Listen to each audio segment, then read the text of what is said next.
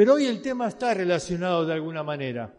Porque cuando pensamos en el comienzo de la iglesia, pensamos, en los apóstoles. Pensamos, por ejemplo, en Pablo, ¿no? Cómo llevó el evangelio por todo Asia y después Europa. Pero detrás de los apóstoles hubo otras personas, quizás no tan conocidos, algunos anónimos y otros que los hemos leído por ahí, pero que fueron muy importantes en la obra. Y yo les invito a hacer hoy un recorrido por distintas casas, porque vamos a comenzar viendo este texto: yo y mi casa serviremos al Señor. Claro, el texto lo dijo Josué en un momento, ¿no?, donde habían conquistado la tierra y de pronto él enfrentó al pueblo con una gran decisión. Dice: ustedes elijan qué quieren hacer de la vida. Ya conquistamos la tierra. Ustedes elijan a quién van a servir. Pero yo y mi casa serviremos al Señor. Yo y mi casa. Es interesante que Josué, en ese compromiso, unió a toda su familia, yo y mi casa. Y como les decía, vamos a hacer un recorrido por diferentes casas. Se me fue otra vez porque algo ahí estás tocando. Ahí estamos. Vamos a hacer un recorrido por diferentes casas del Nuevo Testamento y vamos a ver cómo Dios utilizó estas casas. Y quizás puedes preguntarte, ¿no? Quizás cuál es tu casa. Pero vamos a ver, en primer lugar, la casa de María. Y vamos a leer Hechos capítulo 12, versículo 12. Hechos 12, versículo 12. Y habiendo considerado esto, llegó a casa de María, la madre de Juan, el que tenía por sobrenombre Marcos, donde muchos estaban reunidos orando. Y ahí entonces llama a Pedro a la puerta y sale a escuchar una muchacha llamada Rode, la cual cuando reconoció la voz de Pedro, de gozo no abrió la puerta, sino que corriendo adentro dio la nueva de que Pedro estaba a la puerta. Ahora, acá vemos una casa, la casa de María, dice, la madre de Marcos, el escritor del Evangelio de Marcos. Y esta es una casa de oración. Una casa de oración. Ahora, no tenemos tiempo para hacer todo el recorrido de esta casa, pero quiero decirles que esta es la misma casa donde Jesús tomó la última cena con los discípulos. Y esta es la misma casa donde estaban esperando en Hechos capítulo 2 los discípulos la promesa de la venida del Espíritu Santo. Y dice que estuvieron ahí 10 días en esa casa orando, esperando la promesa. Porque Dios, ¿se acuerdan? Jesús antes de ascender dijo: recibiréis poder cuando haya venido sobre vosotros el Espíritu Santo. Y ahí estaban reunidos orando. ¿Se acuerdan cuántos eran? 120. Casa grande, ¿no? 120 estaban ahí reunidos, esperando la venida. Y en esta misma casa pasa el tiempo y ahora Hechos capítulo 2 es un tiempo tremendo porque comienza el capítulo con una noticia. Herodes decide matar a Jacobo, uno de los 3 discípulos que estaban más cerca del Señor. Y como vio que el pueblo le gustó, entonces puso preso a Pedro y lo iba a matar también a Pedro. Y ahí la iglesia se juntó a orar. ¿Y en dónde? En la casa de María. Todos conocían que este era lo que hoy podemos llamar el cuarto de guerra. ¿Vieron esa película, Cuarto de Guerra? Bueno, este era el cuarto de guerra. Era el cuartel donde los creyentes se reunían a orar. Era el lugar secreto, el lugar donde se reunían a orar. Y ahí se reunieron a orar para que Dios cuide la vida de Pedro. Y entonces dice que de noche Dios manda al ángel y le abre la puerta a Pedro. Ahora, uno dice, qué extraño, ¿no? ¿Por qué Dios no salvó a Jacobo? ¿Y por qué Dios salvó a Pedro? Bueno, no hay respuesta para eso. Lo que podemos decir es que Dios es soberano. Y uno dice, pero ¿por qué el Señor dedicó tanto tiempo a Jacobo? Lo tuvo ahí 3 años. Eran 3 siempre, Jacobo, Pedro y Juan. ¿Para qué? Si pronto el Señor se iba a llevar a Jacobo. A ver, ¿cuántos mensajes dio Jacobo? Ninguno. ¿A cuánta gente ganó para Cristo? No sabemos. Pero el Señor se lo llevó enseguida. Y uno dice, ¿y por qué se llevó a Jacobo y dejó vivo a Pedro? Es que Dios tiene un plan para cada uno. Él es soberano. La verdad es que, ¿se acuerdan cuando el Señor Jesús en Juan capítulo 21 habla con Pedro y Pedro le dice, mirando a Juan, ¿y qué de este? Y el Señor le dijo, ¿qué te importa a ti? Yo tengo un plan para Juan. Si yo quiero que él quede hasta que yo venga, ese no es tu problema. Yo tengo un plan para cada uno. Y bueno, en este caso Dios se llevó a Jacobo, pero la iglesia oraba por Pedro. Ahí estaban orando, reunidos orando. Y Pedro toca la puerta, ¿no? Y sale esta muchacha, adolescente aparentemente, y entra. De gozo, dice, no le abrió la puerta. Ahora, ¿se acuerdan? Pedro estaba perseguido, El ángel lo libera de la cárcel, pero ahí estaban todos buscando a dónde estaba Pedro. No, y ella entra, y fíjense qué dice la gente ahí, los discípulos. Dice, versículo 15, y ellos le dijeron, estás loca. Pero ella aseguraba que así era. Entonces decían, es su ángel. Mas Pedro persistía en llamar. Y cuando abrieron y le vieron, se quedaron atónitos. Estaban sorprendidos, no esperaban que Dios responda tan rápido. Dios responde la oración. Ahora, yo creo que una de las cosas que quizás no tomamos conciencia, aunque muchas veces escuchamos de esto, es de la importancia de reunirnos a orar. La importancia de reunirnos a orar. ¿Qué poder hay en la oración del pueblo de Dios? Jesús dijo, cuando 2 o 3 se reúnan en mi nombre. Sí, la oración tiene poder cuando haces tu propia oración en forma privada, pero es mucho más cuando nos reunimos a orar. Y qué importante es que haya casas de oración, lugares donde podamos reunirnos a orar. Aquí tienen en Santa Fe un lugar llamado el Taller del Maestro, ¿no? Un lugar para ayudar a muchachos que por ahí necesitan un lugar de rehabilitación. Pero ¿saben dónde comenzó todo? Comenzó en una casa de oración. Comenzó con un grupo de madres que se reunían temprano, muy temprano a la mañana, para orar por sus hijos que estaban atrapados por las drogas. Ahí comenzó todo, orando. Un grupo de madres orando por sus hijos. Y Dios contestó la oración y proveyó un lugar, y proveyó gente, y proveyó todos los recursos para que pueda haber un lugar de contención y de rehabilitación para ellos. Todo comenzó, ¿dónde? En una casa de oración. Muchas obras de Dios en el mundo, muchas iglesias comenzaron porque un grupo de personas se reunieron a orar en una casa, porque había una necesidad y se reunieron a orar. Y ahí es donde comienza todo. Yo creo que tenemos que aprender a valorar la oración, a entender la importancia de reunirnos a orar, una casa de oración. Pero vamos a avanzar. Y luego llegamos a la casa de Lidia.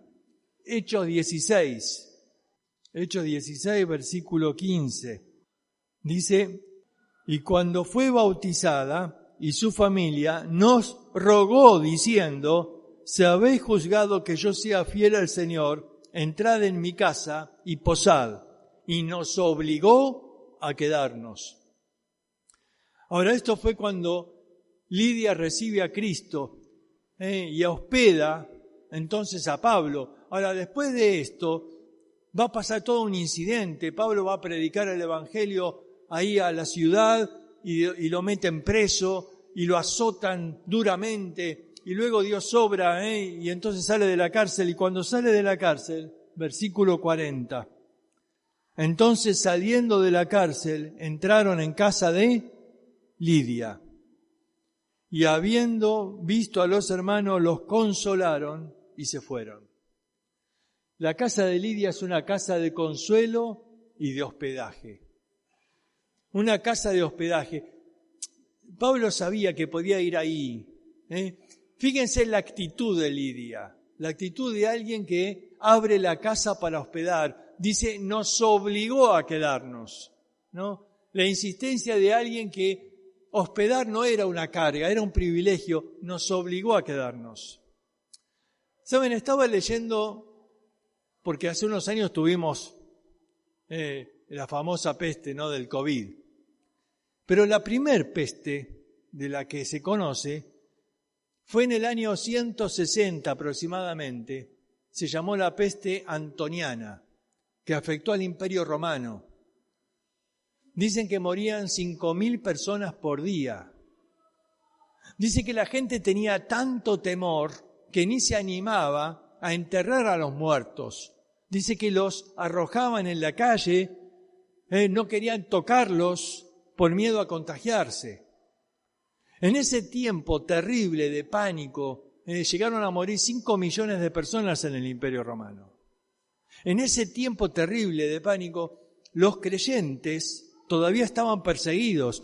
Los creyentes sufrieron una tremenda persecución a partir del año 65, cuando Nerón incendia Roma y les echa la culpa a los cristianos. Y durante todos estos años han estado perseguidos. Ya para esta fecha la persecución no era tan violenta, pero todavía los cristianos seguían escondidos. Pero en medio de esta peste, los cristianos fueron los únicos que se animaron a atender a los enfermos. ¿Y saben de dónde viene el término hospital? Por la hospitalidad de los cristianos. Porque la casa de los cristianos se convirtió en hospitales. Porque ahí llevaban los enfermos y los atendían y los cuidaban. Y muchos les preguntaban, ¿no tienen miedo a contagiarse y a morir? Ellos dijeron, no tenemos miedo a morir. Sabemos a dónde vamos. Tenemos una esperanza eterna, estamos tranquilos, sabemos a dónde vamos y por eso lo hacemos. Dicen que el amor que ellos mostraron a los enfermos hizo cambiar la opinión que todo el mundo tenía del cristianismo. A partir de ahí cambió la actitud de la gente, dejaron de perseguirlos, dejaron de ver en ellos una amenaza. Ellos con su amor conquistaron al mundo. La enfermedad fue un medio que Dios usó para que el Evangelio pueda extenderse. Pero, ¿cuál fue la virtud que tuvieron los cristianos? Hospitalidad. Ellos abrieron sus casas para hospedar. Aún a costa del peligro de enfermarse, aún a costa del peligro de contagiarse de esa terrible peste. Pero ellos confiaban en Dios y abrieron sus casas. Y cuidaron a los enfermos. Qué tremendo es el privilegio que Dios da de esto, de poder tener la posibilidad de hospedar a otros. Vamos a ver la siguiente casa, la casa de Onesíforo. En este caso vamos a leer 2 Timoteo, capítulo 1, versículo 16. Tenga el Señor misericordia de la casa de Onesíforo, porque muchas veces me confortó y no se avergonzó de mis cadenas. Onesíforo fue alguien que también hospedó, pero en este caso fue más allá. Él confortó, esta palabra habla de proveer para las necesidades. Él abrió su casa especialmente a misioneros que estaban de viaje. Y no solo los hospedaba, les proveía para el camino. El concepto de la palabra acá, cuando Pablo dice me confortó, es me proveyó de todo lo necesario para que yo pueda continuar con el viaje. Onesíforo abrió su casa para atender a los misioneros que iban de viaje y les proveyó para todo lo que ellos necesitaban. La casa de confortación. Vamos a ver la próxima. La casa de Jasón, una casa de refugio. Volvemos ahí a Hechos capítulo 17. Y en este caso, Pablo está predicando en Tesalónica y hubo ahí una gran revuelta buscando que entreguen a Pablo, porque estaban ahí queriendo encarcelarle o matarle. Pero Jasón abrió su casa para cuidar de él. Y vamos a leer lo que dice ahí en Hechos 17, versículo 5. Entonces los judíos que no creían, teniendo celos, tomaron consigo a algunos ociosos, hombres malos, y juntando una turba, alborotaron la ciudad. Y asaltando la casa de Jasón, procuraban sacarlos al pueblo. Pero no hallándolos, trajeron a Jasón y algunos hermanos ante las autoridades de la ciudad, gritando: estos que trastornan al mundo entero también han venido acá, a los cuales Jasón ha recibido. Y todos estos contravienen los decretos del César, diciendo que hay otro rey, Jesús. Y alborotaron al pueblo y las autoridades de la ciudad, oyendo estas cosas, pero obtenida fianza de Jasón y de los demás, los soltaron. Jasón fue una casa de refugio, un lugar donde Pablo se sintió protegido, una casa de refugio. El alboroto era tremendo, y si lo hubieran agarrado a Pablo ahí, lo hubieran apedreado, pero Jasón protegió a Pablo ahí, protegió a Pablo en su propia casa. Ahora, casas de refugio. Bueno, la historia más conocida de casa de refugio quizás fue la de esta mujer Corrie ten Boom, ¿no? El papá había puesto la casa para refugio en la época que estaban llevando a los judíos a los campos de concentración. Y ahí habían hecho un lugar secreto, un refugio para esconder judíos y para buscar la forma de liberarlos. Una casa de refugio. Hay muchos hoy que necesitan un refugio. Quizás un refugio por unos días. Algunos adolescentes o jóvenes están en una casa donde por ahí tienen un padre alcohólico y por ahí hay un día donde no pueden entrar a la casa por la violencia que hay ahí. Quizás necesitan un lugar de refugio, un lugar donde estar un día o dos. Yo necesité un lugar así. Cuando un día también me echaron de mi casa y necesité ahí, y el maestro de mi escuela dominical, un hombre de unos 70 años, me recibió en su casa, una casa de refugio. Qué importante es tener un lugar abierto para personas que necesitan un refugio. Vamos a ver al próximo.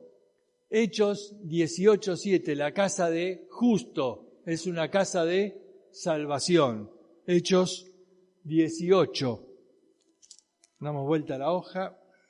Dice, versículo 7, y saliendo de allí se fue a la casa de uno llamado Justo, temeroso de Dios, la cual estaba junto a la sinagoga. Y Crispo, el principal de la sinagoga, creyó en el Señor con toda su casa. Y muchos de los corintios, oyendo, creían y eran bautizados. Pablo estaba predicando en la sinagoga hasta que lo echaron de ahí. Y justo al lado vivía Justo, y abrió su casa. Y Pablo siguió predicando ahí. 1 año y medio estuvo predicando en la casa de Justo. Y fue un lugar de salvación. Una casa de salvación. Ahora, qué tremendo que Dios puede usar tu casa como una casa de salvación. Yo sé que muchos se han propuesto y han dicho alguna vez, yo y mi casa serviremos al Señor, pero pensamos que tenemos que servir fuera de la casa. Y a veces Dios quiere que puedas servir en tu casa. Yo estoy seguro que hay mucha gente que le sería más fácil ir a tu casa que ir a la iglesia. Que cuando invitamos a alguien a la iglesia por ahí tiene muchos preconceptos. Dice, no, a la iglesia yo no. Es otra religión, yo tengo otra religión. Y por ahí hay muchas trabas mentales para que la persona venga a la iglesia. Pero no hay esas trabas si lo invitas a tu casa. No hay esas trabas. Y mucho menos si lo invitas a comer, ¿no? Ahí ya tenés la visita asegurada. Y quizás puede ser una linda oportunidad de abrir tu casa, no digo siempre, pero para alguna vez invitar a alguien para predicarle el Evangelio. Invitar a alguien ahí a una comida y quizás después, hoy hay muchas películas cristianas, podés conseguirte ahí una película y ponerla en la tele. ¿Quieren ver algo? Y quizás después comentar después de la película. O invitar a alguien, invitar también a un misionero, a alguien que por ahí está de paso, y pedirle ahí que pueda predicarles el Evangelio. Y tu casa puede ser una casa de salvación.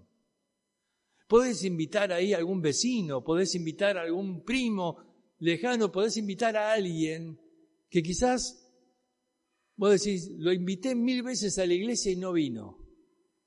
Pero quizás lo podés invitar a tu casa, y tu casa puede ser una casa de salvación. ¿Sabes? Es tremendo porque Dios puede hacer una obra de salvación en tu propia casa. Es tremendo el privilegio de usar tu casa como un lugar donde otros puedan conocer al Señor. Esa fue la casa de Justo, una casa de salvación. Ahí comenzó la iglesia de Corinto. La gran iglesia de Corinto comenzó en la casa de Justo. Un día mis suegros abrieron su casa para poder predicar el Evangelio en el barrio. Claro, Sandra con la hermana y otras personas traían muchos a la iglesia de Aedo, de la cual somos miembros, pero era muy lejos. Y entonces un día dijeron, ¿por qué no comenzamos un nuevo testimonio ahí? Y entonces abrieron la casa y comenzaron ahí en el garage de la casa a hacer reuniones. Comenzaron a invitar a los vecinos. Y Dios fue obrando y comenzó a convertirse en personas. Y hoy hay una hermosa iglesia en ese lugar. La iglesia de Tesey, una iglesia hermosa que tiene ya muchos miembros. Pero todo comenzó por una familia que abrió sus casas. Claro, no es fácil. De pronto tenés un montón de gente ahí entrando a tu casa, pero el gozo de ver personas venir a Cristo, el gozo de ver que Dios obra, el gozo de la salvación es tremendo. Quizás tu casa pueda ser una casa de salvación. Muchas veces hacemos una campaña de la iglesia y queremos tener algunas personas nuevas en la iglesia. Quizás podemos tener 10 personas nuevas y estamos felices. Pero si podemos abrir 2 o 3 casas, podemos tener mucho más que eso. Porque a la gente le es mucho más fácil ir a casas y ahí quizás puedan conocer al Señor. Y una vez que conocen al Señor, sí, lo llevamos a la iglesia. La casa de Justo fue una casa de salvación. Y luego tenemos la casa de la suegra de Pedro. Y muchos me criticaron porque dicen, parece la casa de una bruja. Pura casualidad, yo no puse el dibujito a propósito. Es la casa de la suegra de Pedro, en Mateo 8:14. Vino Jesús a la casa de Pedro y vio a la suegra de este postrada en cama con fiebre y tocó su mano y la fiebre la dejó y ella se levantó y le servía.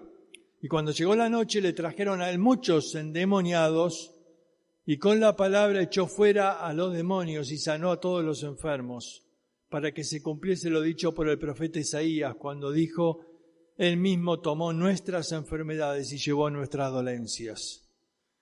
La casa de la suegra de Pedro, Dios ahí obró milagros, una casa de milagros. Una casa donde Dios obró milagros. Ahora, quiero decirte algo de esta casa. Este fue quizás uno de los episodios. Jesús con sus discípulos hacían giras, varios meses afuera, hasta que volvían a la casa. Y este era un lugar donde volvían a ir. Y ahí la mayoría cree que fue también la casa donde 4 amigos llevaron al paralítico, ¿se acuerdan? Y que la casa estaba repleta, Jesús estaba enseñando la palabra ahí. Y como la casa estaba repleta, dice que los 4 amigos, ¿qué hicieron? ¿Se acuerdan? Le abrieron un agujero en el techo. Y yo me imagino a Pedro, ¿no? Diciendo, mi suegra me mata. Le están rompiendo la casa. ¿No? Pero Dios obró milagros ahí. Y ahí se sanó el paralítico y ahí muchos conocieron al Salvador.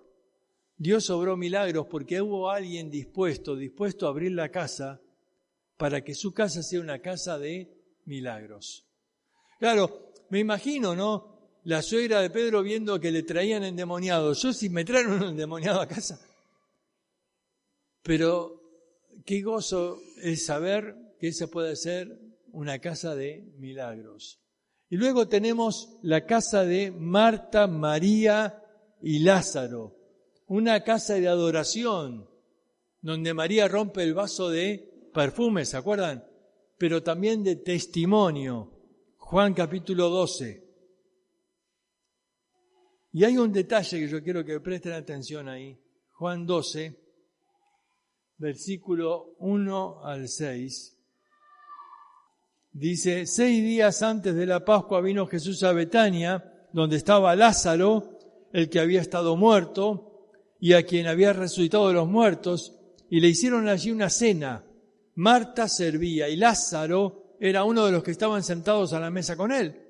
Entonces María tomó una libra de perfume de nardo puro, de mucho precio, y enjugó los pies de Jesús, y los enjugó con sus cabellos. Y la casa se llenó del olor de perfume, una casa de adoración. Y dijo uno de sus discípulos, Judas Iscariote, el que había de entregar, ¿por qué no fue vendido por 300 denarios y dado a los pobres? Pero dijo esto no porque se cuidara de los pobres, sino porque era ladrón, y teniendo la bolsa sustraía de lo que se echaba en ella. Vamos a avanzar un poquito más adelante. 9. Gran multitud de los judíos supieron que él estaba allí y vinieron, no solamente por causa de Jesús, sino también para ver a Lázaro, a quien había resucitado de los muertos. Dice que la gente no iba solo a ver a Jesús, sino iba a ver a Lázaro. Y me imagino, ¿no? Las preguntas que le deben haber hecho a Lázaro. Oye, Lázaro, contanos. ¿Cómo es después de la muerte? ¿A dónde fuiste? ¿A quién viste ahí? ¿Con quién te encontraste? ¿Lo viste a Abraham? ¿Qué tal el viejo Abraham? ¿Cómo anda? La casa de María, Marta y Lázaro. Una casa de testimonio. ¿Sabes? Muchas veces Dios usa el testimonio de una persona que es muy conocida por todos, ¿no? Aquel que todo el mundo conoce, ¿no? Ese que a veces lo conocen no por cosas buenas justamente, pero cuando acepta a Cristo y su vida es transformada, se convierte en alguien como Lázaro. Antes era muerto y ahora vive. Antes era ladrón, o antes era un adicto, o antes era... No importa lo que era antes, pero el asunto es que ahora muchos vienen porque están impactados por el testimonio. Y quieren saber cómo fue que cambió su vida, cómo fue que pudo ser otra persona ahora, cómo fue que Dios lo transformó. Una casa de testimonio. Dios usa muchas veces el testimonio de alguien para causar un impacto, como fue el impacto que causó Lázaro. Ahora, seguimos, y está la casa de regocijo, la casa del carcelero, Hechos 16:34. Dice, y llevándolos a su casa, les puso la mesa y se regocijó con toda su casa de haber creído en Dios. ¿Sabes? El carcelero hizo algo que no tenía que hacer. Porque estos hombres, Pablo y Silas, tenían que estar presos, pero él los lleva a su casa, ¿no? Los lleva a su casa y ahí Pablo les predica y se convierten. Y el gozo era tan grande que no les importó nada. No les importó las consecuencias, no les importó que perder el trabajo. Era el gozo de la salvación, el gozo de haber conocido a Cristo, una casa de regocijo. ¿Sabes? Yo creo que es importante que tus hijos quizás puedan ver que Dios obra en tu casa. Puedan ver que, acá menciona a los hijos del carcelero. No sabemos la edad que tenían, pero ellos aceptaron a Cristo también. Ellos fueron bautizados también, junto con el carcelero y su esposa, toda la casa. Y qué lindo es que los hijos puedan ver y sentir el gozo de la salvación. Y quizás ser parte también ellos. Invitamos a tal persona hoy a casa. Y quizás que ellos también puedan ayudar a preparar la casa para recibirles, o a preparar el lugar, o ayudar a preparar la comida, o ayudar también orando juntos, para que ellos también sean parte y vean cómo Dios obra y sean parte de, por ahí, la salvación de alguien. ¿Sabes? Es hermoso contagiarles a ellos, viendo cómo ellos pueden ser parte en la salvación de otra persona. Que tu casa pueda ser una casa de regocijo. Mira, muchas veces conoces la casa de alguien porque es la casa de los gritos. Ese matrimonio ahí que a veces viven peleando a la noche y se escuchan los gritos. Conoces también la casa de otro que es la casa donde siempre hay fiesta, ¿no? Y que ponen la música y la cumbia hasta las altas horas de la madrugada y no te dejan dormir. Y vos sabés, esa es la casa de la fiesta. Y a veces en el barrio uno conoce, ¿no? Conoce la casa de los gritos, la casa de la fiesta. Pero qué lindo que tu casa pueda ser conocida como la casa del gozo. La casa donde otros conocen a Cristo. La casa donde Dios obra. Una casa de regocijo. Ahora, mira, hicimos un camino, vimos un montón de casas. Hay muchas otras, son algunas que pude elegir de cómo Dios usó casas. ¿Ves? No usó solo a Pablo, no usó solo a Pedro. Ellos fueron quizás los agentes de Dios que llevaban el mensaje, pero Dios usó casas. Hay muchas otras. La iglesia del Señor comenzó así, en casas. Y quizás podés hoy preguntarte esto, ¿no? ¿Cuál querés que sea tu casa? Quizás tu casa pueda ser una casa de oración. Quizás tu casa pueda ser una casa de salvación. Quizás podés abrir tu casa para ayudar a alguien que necesita un refugio. Yo no sé. Pero si alguna vez has dicho, yo y mi casa serviremos al Señor, la pregunta hoy es, ¿de qué manera tu casa va a servir al Señor? Sí, porque cuando hablamos de la casa no hablamos solo de la familia, hablamos de la casa, todo. Es el lugar donde vivimos, pero es el lugar donde vivimos. Y pensar que ese lugar puede ser el medio que Dios usa. Usa como un lugar para que la palabra sea predicada. Usa como un lugar para dar testimonio. O usa como un lugar para que los creyentes se reúnan a orar. Es ese cuarto de guerra, es ese lugar secreto. Es ese lugar donde Dios escucha al pueblo clamando unidos. Es el lugar donde quizás se comienzan a gestar los triunfos. Porque las batallas después se liberan, pero todo comienza antes, ahí en la casa de oración.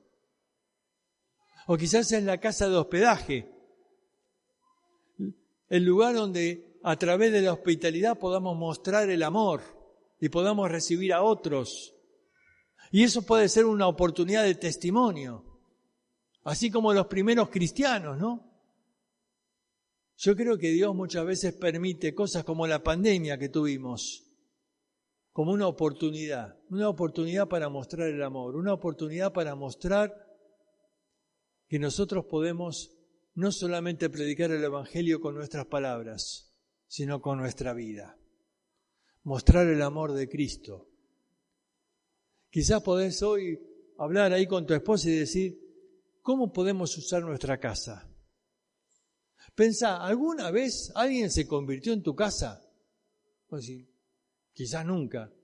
Bueno, ¿qué tal si el próximo viernes podés hacer una reunión ahí en tu casa, invitar a algún vecino para predicarles el Evangelio?